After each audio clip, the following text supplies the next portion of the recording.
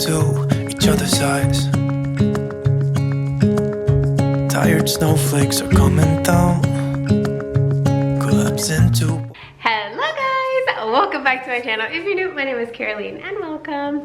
Okay guys, it's time. We're taking out fall. I'm sad to see it go, honestly. It looks so pretty and like, I love it. I can't wait to do it again next year. But we're moving to Christmas. Why? Because it's a lot of Christmas stuff to just have for like, if I start the day everybody wants me to start, the day after Thanksgiving, that means that I have all that stuff only up for 1 month. That's too short. I need at least 2 months, okay? Fall had 2 months and Christmas will have 2 months. And then, you know, the rest of the year is the rest of the year. Anyways, I'm gonna stop talking. Let's go ahead and get everything out so then we can start decorating for Christmas. I don't know if it'll be 1 video or 2, but stay tuned. You probably already know because I put a preview. So if you don't see Christmas, make sure you're subscribed so that you can see my next video. Okay, my plan is take everything out, put it in the sitting room, which is behind you, and then get the bins out, put it away, clean up a little, right? Because you have to dust before you put up more stuff. And then I also have to move our furniture. So I'm gonna just go ahead and just start, okay? Let's go.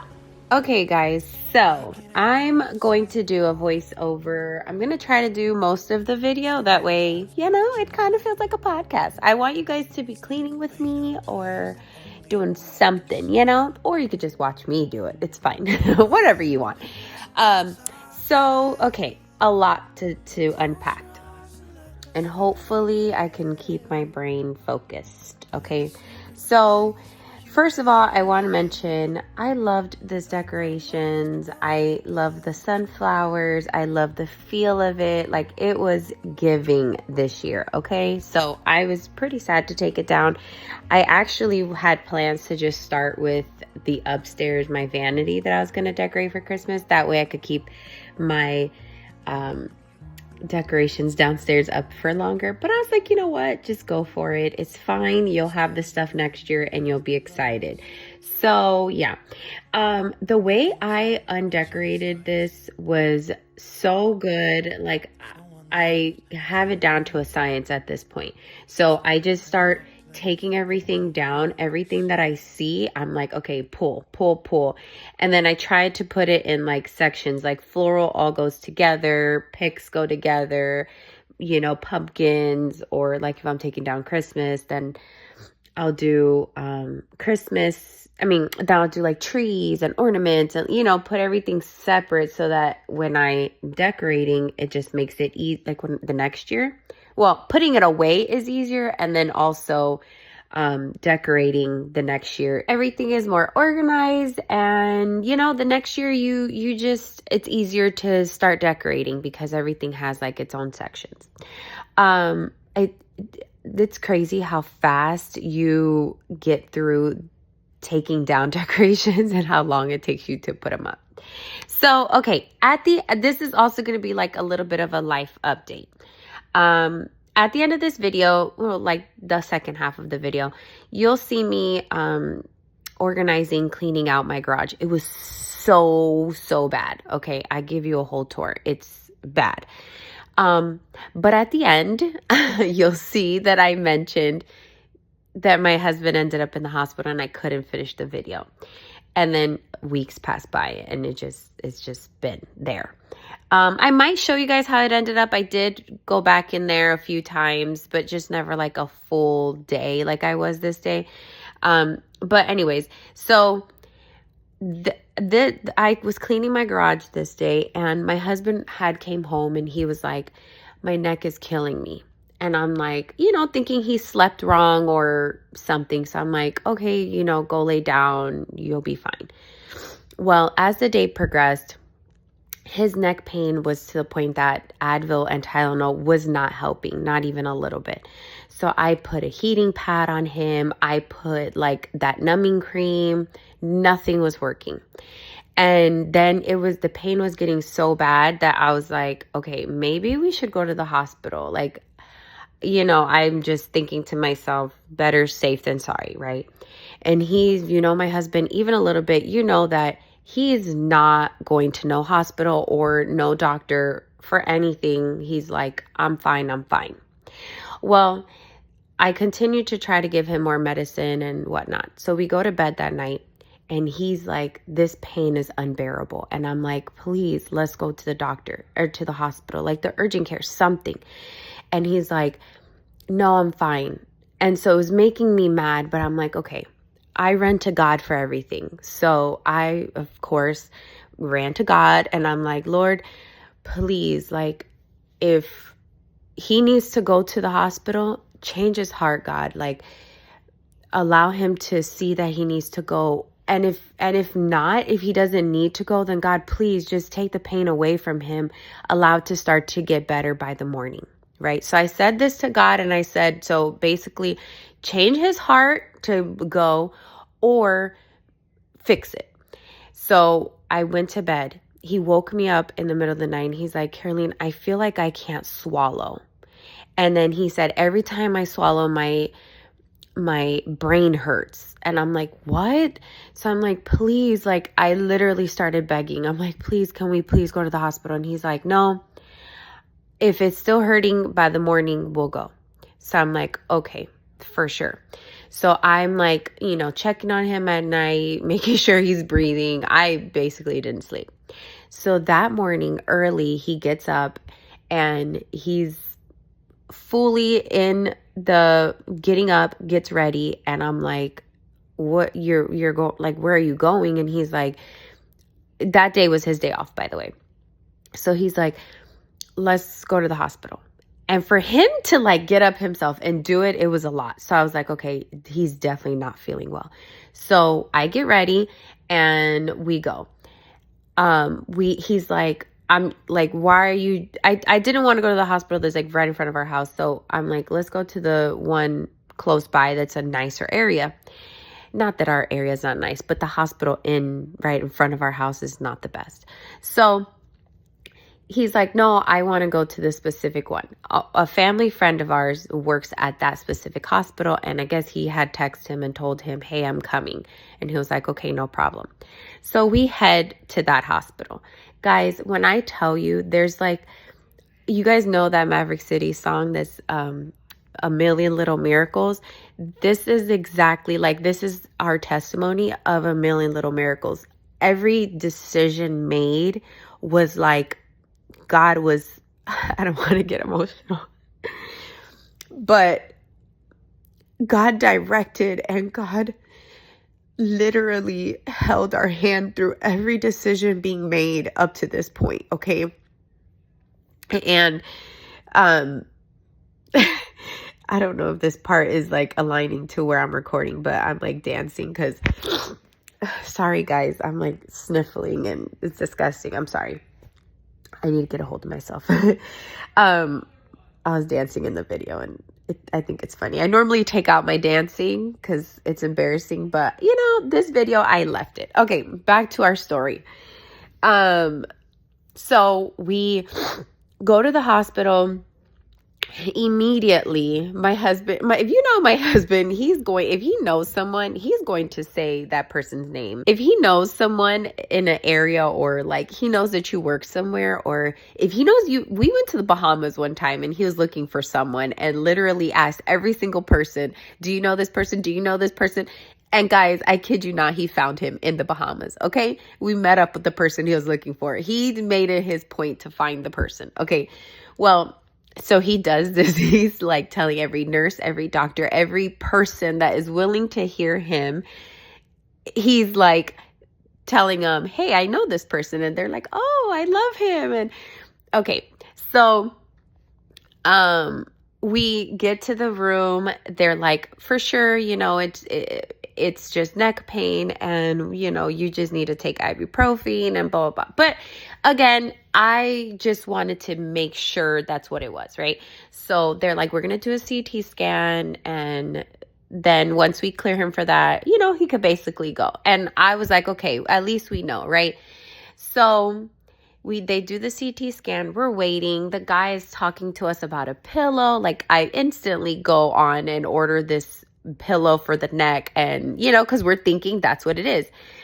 Guys, it went from 0 to 100 in like 0.5 seconds. The next thing I know, the guy comes in with antibiotics, and I'm like, okay, so is something wrong? And he's like, oh, well, they think that they see an infection, and like, no big deal, right? Okay, so they're putting the IV in with the antibiotics. So I'm like, oh, okay. Like, and at this point, I'm like, do you think that I'll be out to get my kids from school? And he's like, I'm not sure. And then when I seen, that was before the IV. So then when they put the IV, I'm like, let me get someone to pick up my kids. So I start texting people because I'm like, I don't think I'll be out in time. So mind you, we went to the hospital super early. And it wasn't like we were waiting a long time. It was just testing takes long or whatever. Hospital was great. Anyways, so to make a long story short, the guy comes in to transfer because they're like, we're going to admit him. And I'm like, okay, why? Of course, the nurse can't tell me. No one can tell me because only the doctor can. And the doctor had not been in yet. They're like, the doctor's going to come see you when we move him. And then as he's moving him, they're like, we're going to the ICU. Guys, what was that for?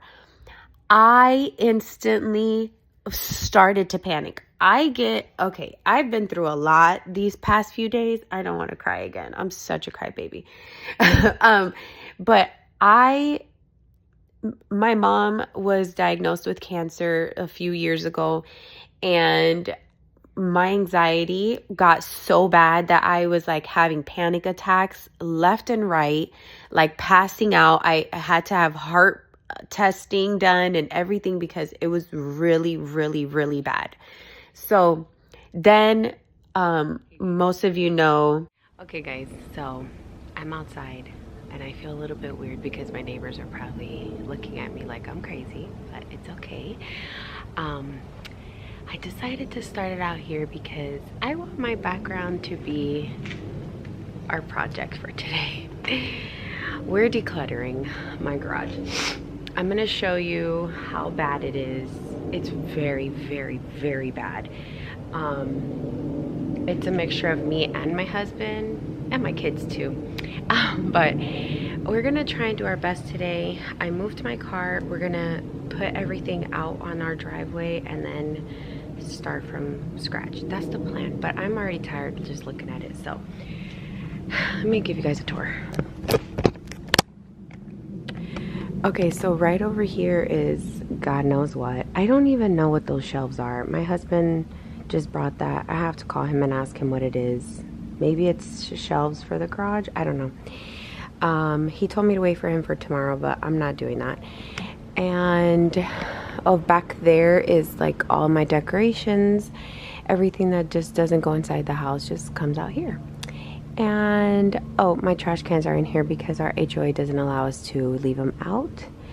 And then that is an old bed frame that just needs to go in the trash, and all that stuff back there is my husband's work stuff. So anyways, I'm just gonna start pulling stuff out and you guys can come along. Okay, sorry, I interrupted myself.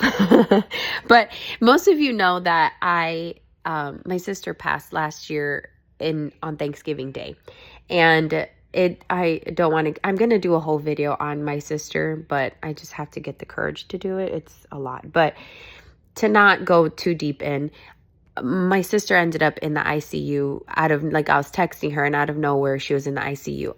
But before when they were transferring her, I was already on my way to the hospital. And my point being, again, I don't want to get into my sister too much. I was sitting in the same exact type of chair, the same exact situation. They told me I couldn't go with my husband and I would be brought back as soon as they were done. That's what they told us for my sister. And I never spoke to my sister again. So with that trauma in mind, they tell me, we'll call you back. So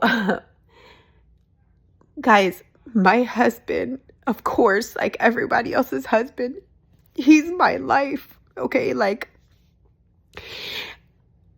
this man is my best friend. So my life flashed before my eyes, and these people didn't understand the trauma that I had from my sister.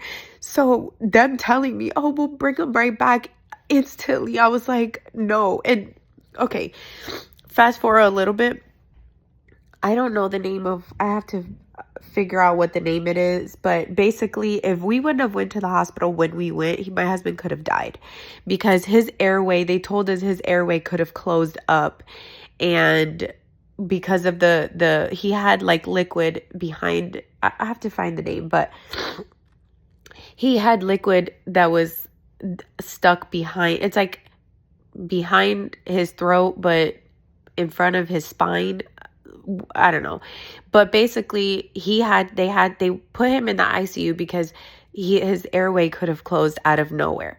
Okay, and so my sister was intubated before I was able to talk to her, and then she passed the next day. Okay, so I literally was like, I told my husband, don't let them do anything to you without you talking to me. And my husband was terrified. Like, I looked at his eyes, and he was so scared, and I was scared, and it was just bad. Okay, but again, God had his hand on my husband that day, because our friend, his name is Josh, the one that works at the hospital, and even he doesn't know everything, like how he impacted our stay there. But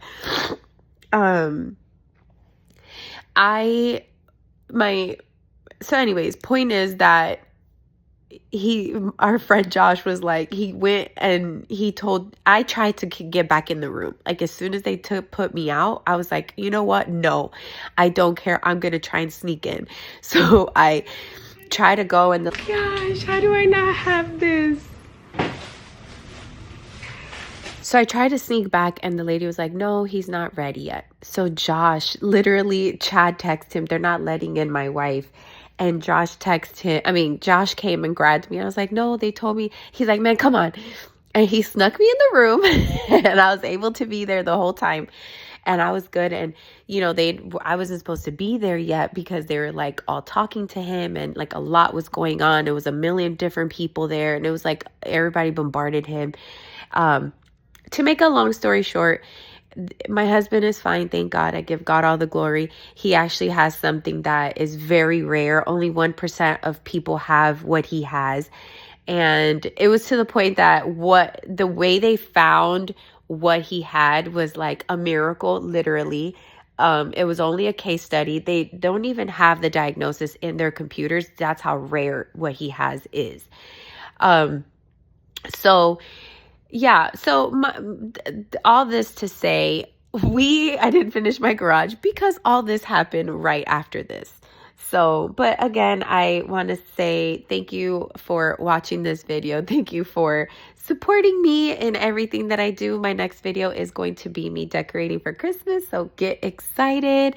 And I hope that you guys enjoyed. And if anything, you heard me give my little podcast. Anyways, I love you guys so much, and I'll see you guys next time. Bye.